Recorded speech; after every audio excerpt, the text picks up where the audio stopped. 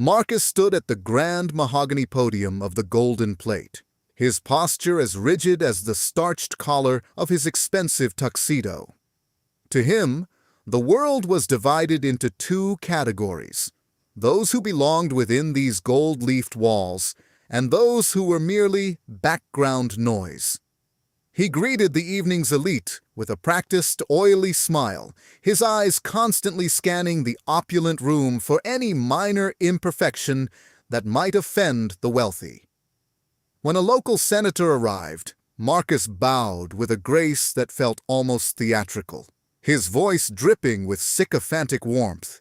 However, the moment his gaze shifted toward the heavy brass entrance doors, his face hardened into a mask of pure, unadulterated disdain.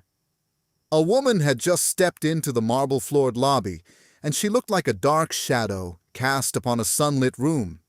She wore an oversized, tattered coat that had clearly seen better decades, and her shoes were heavily stained with thick, drying mud.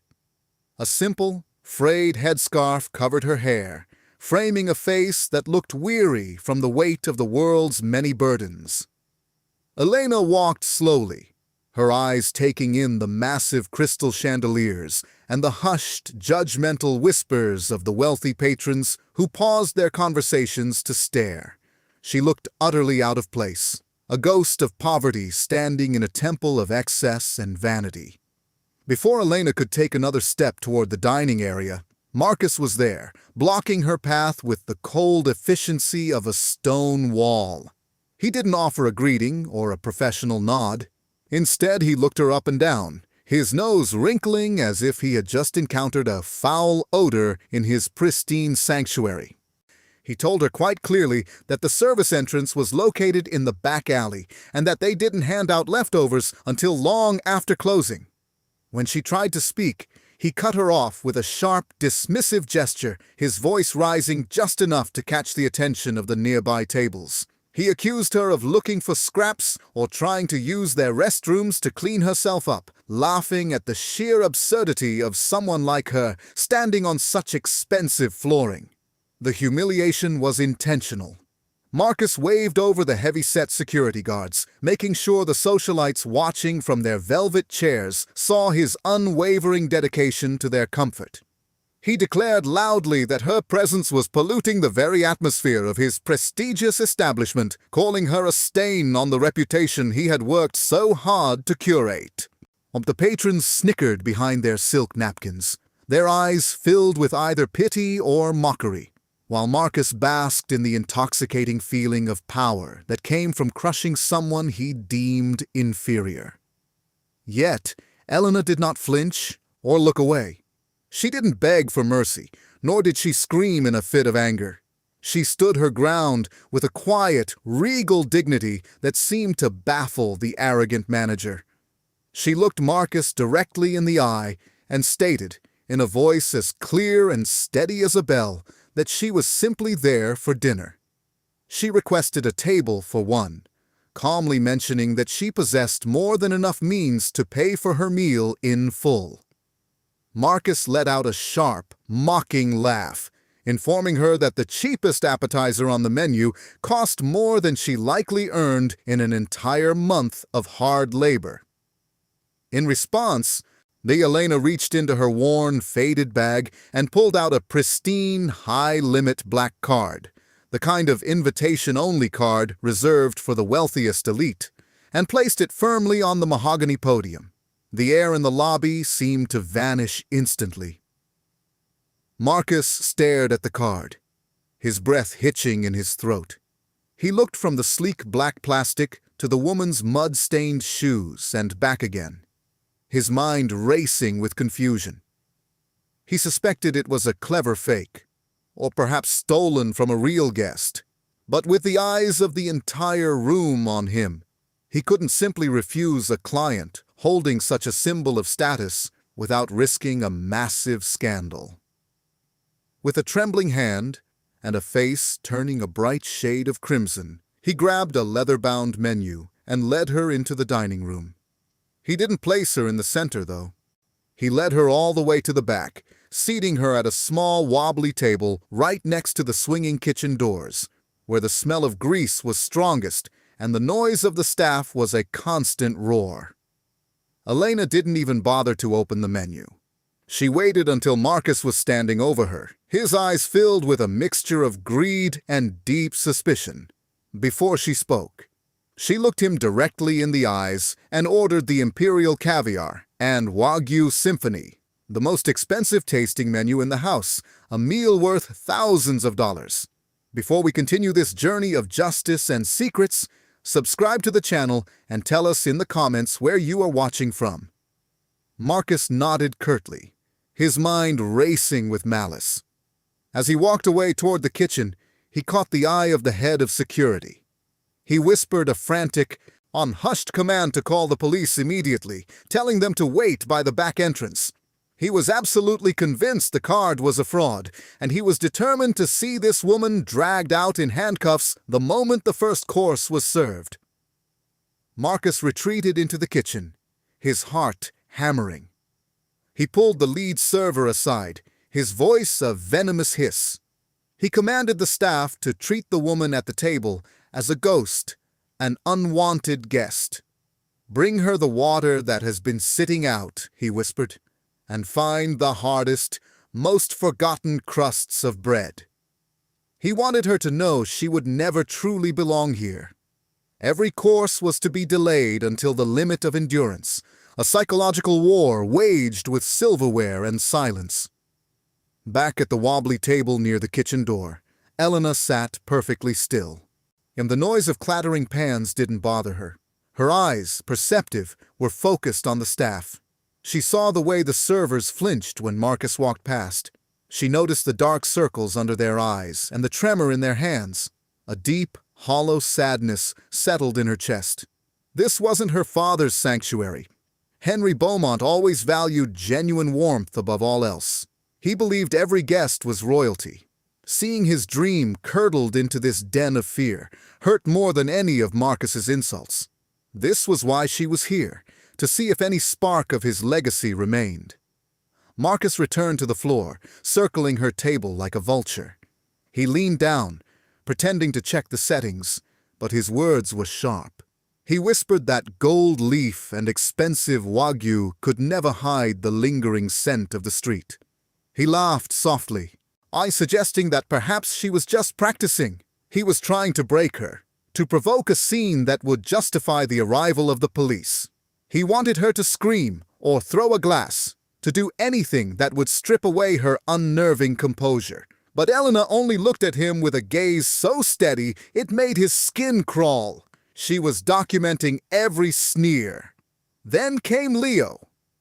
The young busboy was moving too fast, his eyes darting toward Marcus in terror. His foot caught on the uneven floor, and a few drops of water splashed onto Elena's tattered coat. The boy turned pale, his breath hitching. He looked toward the podium where Marcus stood, knowing a single mistake could cost him his job. "I'm so sorry, ma'am," he stammered. Elena didn't scold him. Instead, she reached out and gently touched his arm, her smile radiating warmth. "It's only water." "Oh, Leo," she said softly. "Accidents are part of being human." As she spoke, she slipped a crisp $100 bill into his hand, closing his fingers over it. It was a pre-tip, a silent thank you for the only shred of humanity she had found today. Marcus hadn't seen the denomination, but he had seen the flash of green. His greed, always more powerful than his pride, began to churn.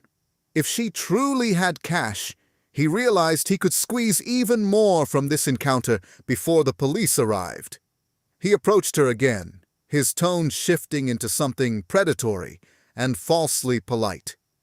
He began to mention unlisted service fees and prestige surcharges, his eyes gleaming with the prospect of lining his own pockets. He was already calculating how much he could embezzle from this single transaction.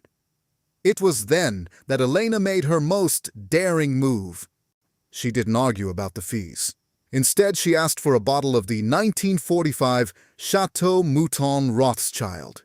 A cold sweat broke out on Marcus's forehead. That specific bottle was the crown jewel of the cellar. But Marcus had a dark secret. He had sold the real bottle months ago to cover his mounting gambling debts, replacing it with a cheap substitute and a forged label.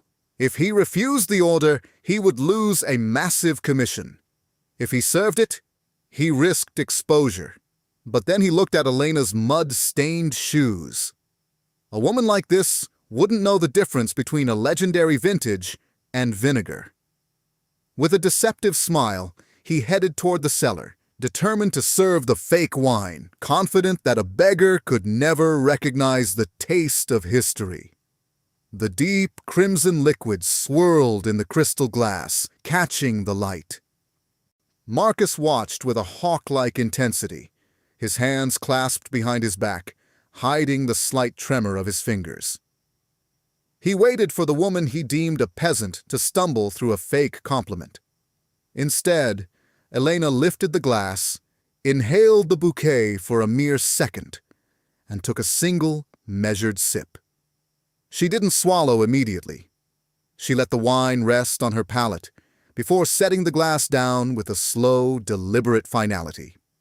Her eyes, once weary, were now sharp enough to cut glass.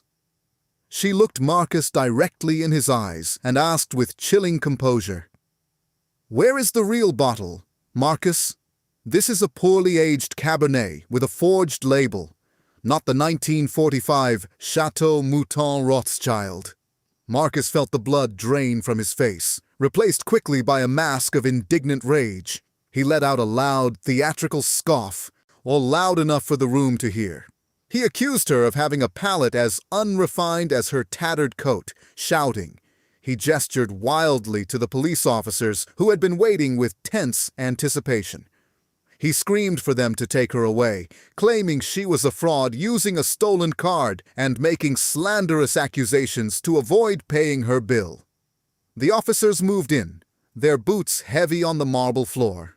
But Elena did not flinch. She didn't reach for her bag or try to run. Instead, she stood up with a grace that silenced the room. With a fluid motion, she unbuttoned the oversized, mud-flecked coat. Tossed aside, the tattered remains revealed a perfectly tailored silk dress that screamed quiet, untouchable wealth. She reached into her bag and pulled out a leather folio, now handing it to the lead officer before a stunned Marcus could utter another word.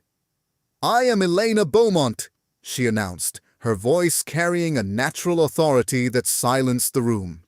"CEO of Beaumont International and the legal owner of this establishment. My father, Henry, built this place, and I am here to ensure his name is no longer dragged through the mud by unscrupulous criminals." The officer's eyes widened as he reviewed the identification. Marcus began to stammer, his arrogance collapsing, but Elena was relentless.